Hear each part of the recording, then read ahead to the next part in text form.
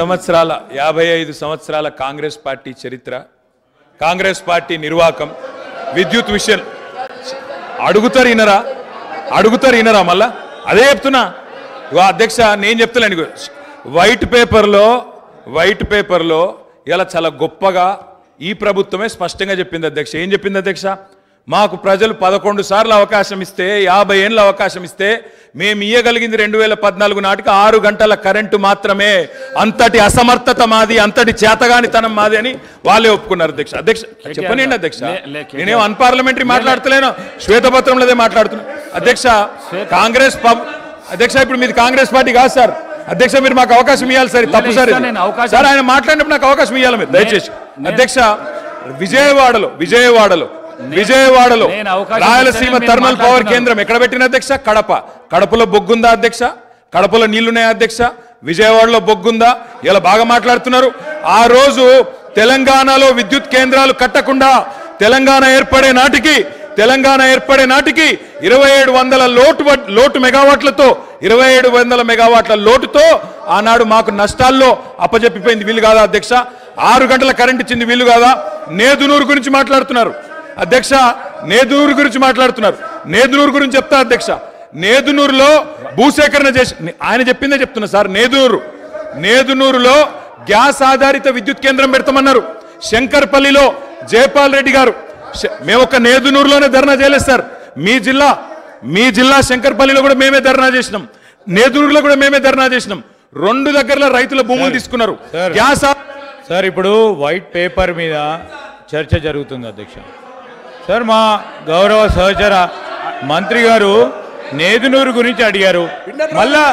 మళ్ళా రాజకీయంగా చర్చ మొదలుపెట్టే ప్రయత్నం చేస్తూ ఉన్నారు గౌరవనీయులు. మేము అడుగుతా ఉన్నాము, ఎవరైతే సిపిఐ సభ్యులు వారి చర్చ ఇంకా జరిగేది ఉందో చెప్పండి. తర్వాత వారి పూర్తి స్థాయిలో క్లారిఫికేషన్లో అడగమనండి సార్. తప్పకుండా పూర్తి స్థాయిలో వారు జవాబు చెప్తారు పవర్ మంత్రి గారు. దయచేసి మరి ఆ చర్చను కొనసాగించే విధంగా సిపిఐ గౌరవ శాసనసభ్యులకు అవకాశం అనుకుంటారు. సార్ అది జైపూర్ ఫౌండేషన్ వేసినారు. నా పిండ ప్రదానం చేశారు ఒక సభ్యుని ఆవేదన చెప్పుకుంటారు. కడప కర్నూలు గురించి మాట్లాడతారు అధ్యక్ష. నా జిల్లాలో ఎందుకు చేయలే? పిండ ప్రదానం చేశారు కదా అని అడుగుతాను అధ్యక్ష. ఇవాళ ఎందుకు మీరు ఆ ప్రాజెక్టు చేపట్టలేని అడుగుతా, దానికి ఎందుకు సార్? మంత్రి గారు అడిగిన ప్రశ్నకు జవాబే ఇవ్వండి మీరు దయచేసి. ఇలా బాధ ఎక్కడ అనిపిస్తుంది సార్ అంటే, సరే మంత్రులకు ఆవేశం రావచ్చు, పాపం వారికి ఏదో గతంలో ఏదో అవమానం జరిగిందని బాధపడుతుండొచ్చు. కానీ మరి స్వయంగా ఈ ముఖ్యమంత్రి గారే మా నాయకుడు కేసీఆర్ గారి పిండం పెడతా అని చెప్పి మాట్లాడిన నాయకుడు సార్. దాని గురించి నేను పోను, కానీ దాని లోపలికి నేను పోను. కానీ అధ్యక్ష వారికి తెలవాలా, మంత్రి వారికి తెలవాలా. ముఖ్యంగా శ్వేతపత్రం ప్రచురించింది ప్రభుత్వం, అన్ని సమగ్రమైన సమాచారంతో అవగాహనతో రావాలి. నేదునూరులో ఎక్కడ మానకొండూరు నియోజకవర్గం నేదునూరులో, అదేవిధంగా శంకర్పల్లి ఇవాళ చేవెళ్ళ నియోజకవర్గం శంకర్పల్లిలో ఆనాడు యూపీఏ ప్రభుత్వం ఉన్నప్పుడు గ్యాస్ ఆధారిత విద్యుత్ కేంద్రాలు నెలకొల్పుతామని చెప్పి భూసేకరణ చేసిండ్రు, రైతుల దగ్గర తీసుకున్నారు.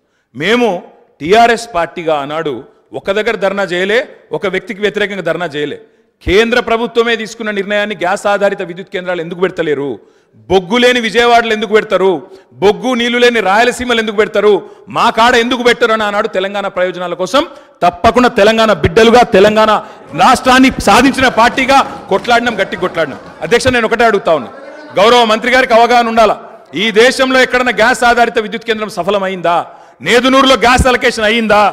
ఏదో అక్కడ హాట్ స్పాట్స్గా భూములు తెచ్చిండ్రు, ఏదో క్లియరెన్స్ అన్నారు, పారేసిపోయిండ్రు తప్ప ఆనాడు యూపీఏలో జయపాల్ రెడ్డి గారు స్వయంగా పెట్రోలియం శాఖ మంత్రిగా ఉండే గ్యాస్ అలొకేషన్ చేయలే. గ్యాస్ అలొకేషన్ చేయలేదు కాబట్టే ఆ 2 ప్రాజెక్టులు టేకాఫ్ కాలేదు. నేను మంత్రి గారిని కోరుతా ఉన్నా, ఇప్పుడు టేకప్ చేయండి. ప్రభుత్వం మీది. నేదునూరులో పెట్టండి, శంకర్పల్లిలో పెట్టండి, తప్పకుండా పెట్టి ఇప్పుడు హామీ ఇవ్వాలా. ప్రభుత్వం కమిట్మెంట్ ఇవ్వాలా. గౌరవ డిప్యూటీ సీఎం గారు హామీ ఇస్తారని చెప్పి కూడా నేను నమ్ముతా ఉన్నా. ఇంకొక మాట కూడా అధ్యక్ష, ఇవాళ ముఖ్యమంత్రి గారు చాలా మాటలు మాట్లాడినారు. ఒక మాట మాత్రం నేను చెప్తా అధ్యక్ష.